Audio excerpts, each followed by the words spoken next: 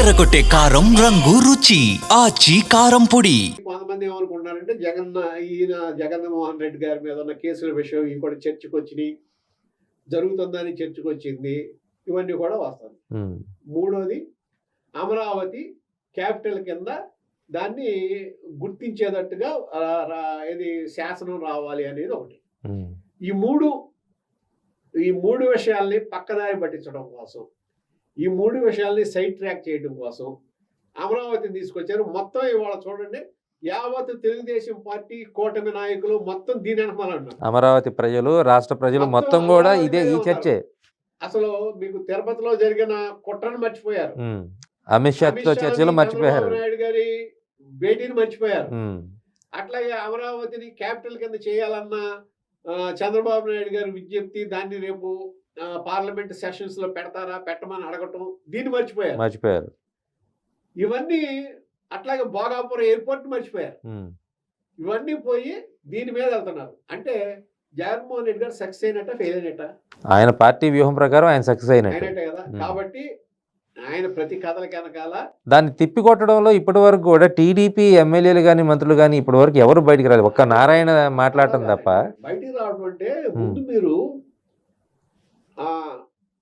వాళ్ళ విపక్షం చెప్పేదాన్ని, వాళ్ళ వ్యూహాన్ని మీరు ఫాలో అవటం మానేయాలి. వాళ్ళ వ్యూహం ఏంటనేది అర్థం చేసుకోవాలి ముందు. ఇక్కడ జరిగింది ఏంటి, ఏం జరుగుతుంది, అదే దానికి తోడు నిన్న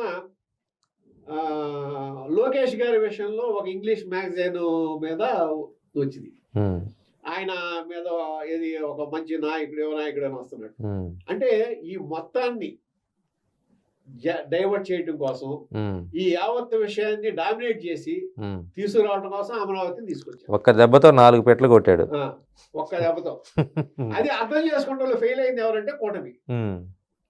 మీరు దానికి ఆ వెనమాల ఎలక్కల్లా ఇప్పుడు అమరావతి అనగానే ఒకే ముక్క చెప్పి ముగించవచ్చు. నువ్వెవడు అమరావతి గురించి మాట్లాడటానికి? అది నదీ గర్భంలో ఉందా లేదా అంటే నదీ గర్భంలో లేదు అంటానికి మీరు ఎన్జిటిలో ఆ రోజునే కేసు వేశారు. ఎన్జిటి క్లియరెన్స్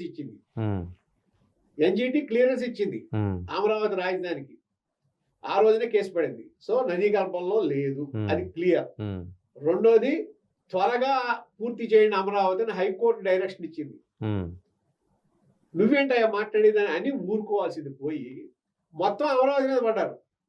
అంటే కానీ ఒక భయం అయితే ఉంటది కదా సార్ అమరావతి రైతులకి కొత్తగా ల్యాండ్ పూలింగ్ వెళ్ళే వాళ్ళకి భయపడటానికి కూడా ఒకటి. రెండోది, ఇక్కడ ఎవరైనా ఇన్వెస్టర్స్ వస్తుంటే రేపు నేను వస్తున్నానని భయపడతాం కూడా ఒకటి. అంటే ఇంగ్లీష్లో మీరు ఇంగ్లీష్ పేపర్స్ కి, ఇంగ్లీష్ ఛానల్స్ కి ఇవ్వటంలో, నేషనల్ మీడియాకి ఇవ్వటంలో అర్థం ఏంటంటే ఇన్వెస్టర్స్ కూడా నేను ఎగనెస్ట్, అమరావతిలో పెట్టుబడి పెడతానికి వస్తే రేపు పొద్దున నేను ఉంచను అనేది ఒక బెదిరింపు. అన్నిటికన్నా జోక్ ఏంటంటే ఇక్కడ ముఖ్యమంత్రి ఎక్కడ ఉంటే అక్కడే రాజధాని. అసలు ముఖ్యమంత్రి who is chief minister? Chief minister ఎవరు చెప్పండి? ఆయన ఎగ్జిక్యూటివ్ హెడ్ కాదు. ఎగ్జిక్యూటివ్ హెడ్ ఈజ్ గవర్నర్ అంటాడు నా ప్రభుత్వం అని. చీఫ్ మినిస్టర్ ఎక్కడుంటే అక్కడ క్యాంప్ ఆఫీస్ అవుతుంది. అంతేగాని అది క్యాపిటల్ అవదు. క్యాపిటల్ లేదు, క్యాపిటల్ అనే వర్డ్ లేదు అంటున్నాడు ఆయన. నిజంగానే అది కరెక్టే. క్యాపిటల్ అనే వర్డ్ రాజ్యాంగంలో లేదు, క్యాపిటల్ అనే వర్డ్. కానీ హైకోర్ట్ ఆఫ్ ఆంధ్రప్రదేశ్ అమరావతి అని వచ్చింది. ఇప్పుడు అందుకనే క్యాపిటల్ కింద గుర్తించడం అని అడుగుతున్నాను.